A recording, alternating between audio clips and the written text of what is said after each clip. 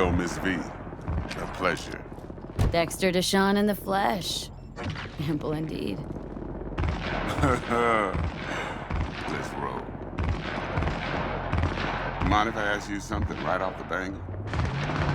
Would you rather live in peace as Miss Nobody, die ripe, old, and smelling slightly of urine, or go down for all times in a blaze of glory smelling near like posies without seeing your 30th?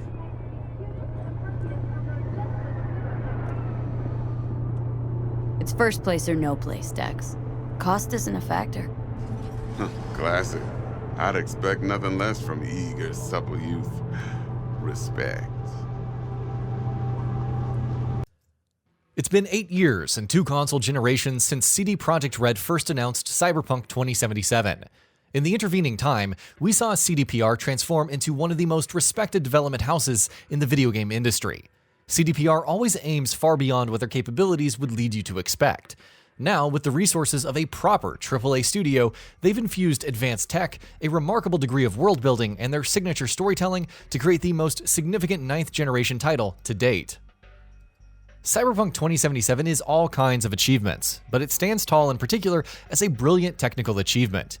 While it is a cross-generational title, much like Grand Theft Auto V, Cyberpunk 2077 on high-end PC and next-gen consoles offer us a glimpse of what AAA developers could accomplish in the years to come once the Xbox One and PlayStation 4 are phased out. We've all been waiting for that next-gen wow moment, and that time is now. But what exactly makes Cyberpunk 2077 shine at a technical level? What kind of techniques are CDPR leveraging here? And how does the maxed out PC version stack up to the sky-high expectations and hype?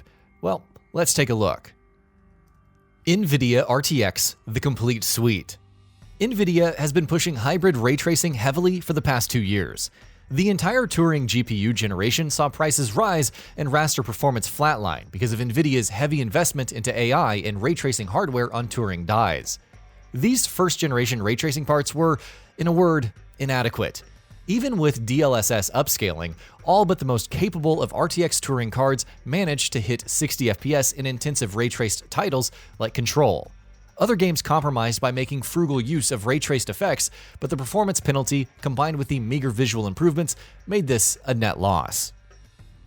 2 years down the road, NVIDIA's Ampere cards are out, and while ray tracing still isn't quite there in terms of raw performance, the RTX 3080 and RTX 3090 offer enough raw horsepower and enhanced RT cores for developers to seriously consider adding complex ray-traced effects to their games without utterly tanking frame rates.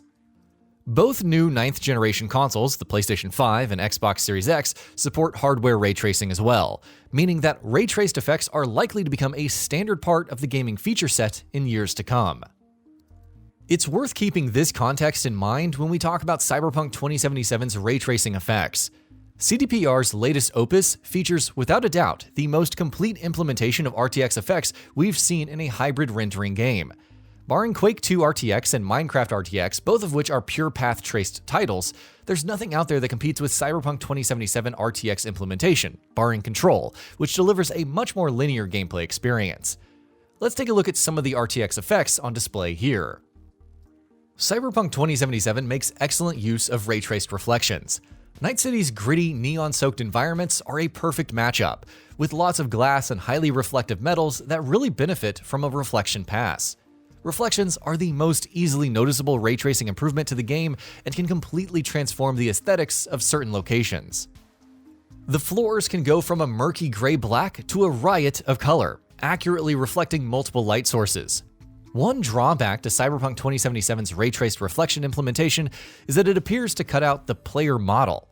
This is especially jarring when driving past windows while riding a motorcycle.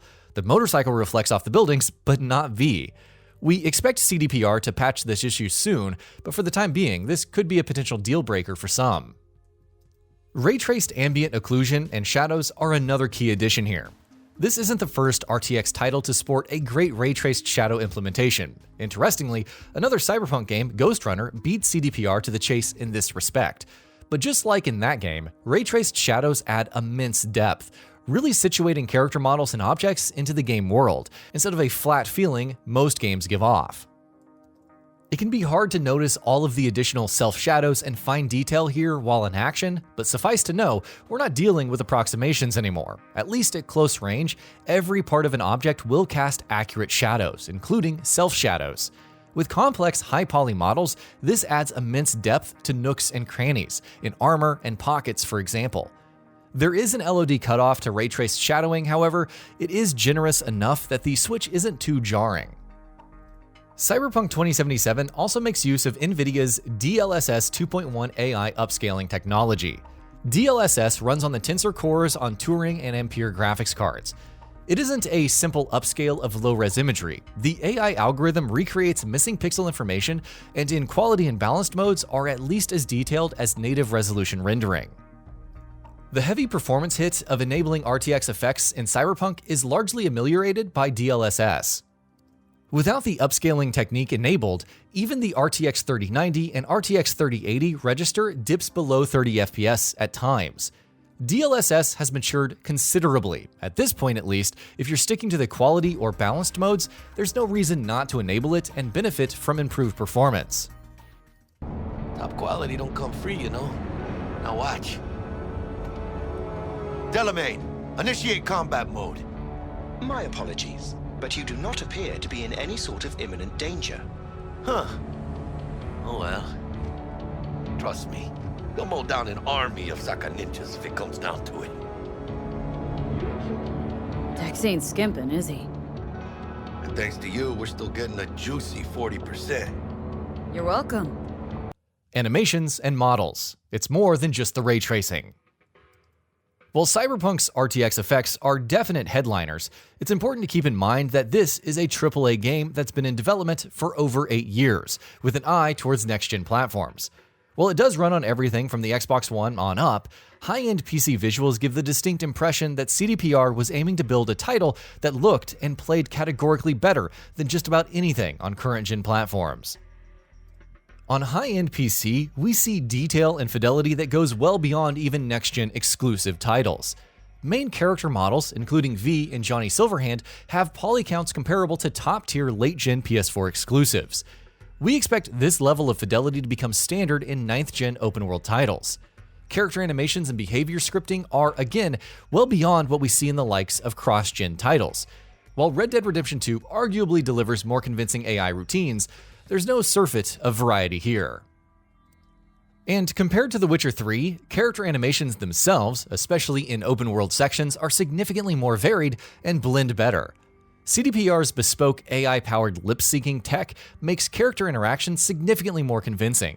What's particularly interesting here is that the AI-based approach means that different language dubs of the game all get accurate lip-syncing.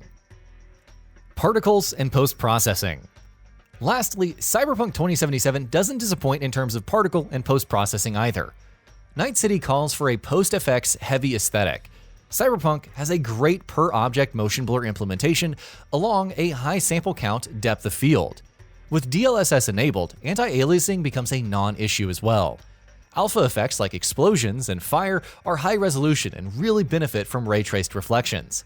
Dynamic alpha effects receive accurate reflections on surfaces like glass, adding an extra layer of immersion during combat scenes. Conclusion. Cyberpunk 2077 is practically a 9th-gen launch title, but we get the feeling that the top-end version of this game on PC will remain something of a visual benchmark for 9th-gen console titles to aspire to for years to come. If this is CDPR's vision of 9th-gen gaming, we're in for a truly remarkable decade. Past the gate. We can talk there. Come let that bitch.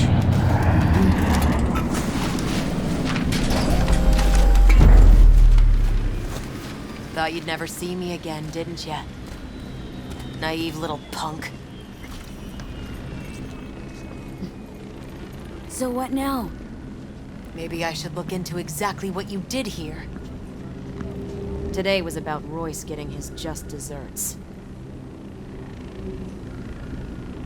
Couldn't have done it without you. Flathead's yours. And consider us even. And that about does it for this video. If you enjoyed what you watched and want to see more from Gaming Bolt, you can always hit that subscribe button and turn on the bell icon next to it. That way you will never miss any of our videos.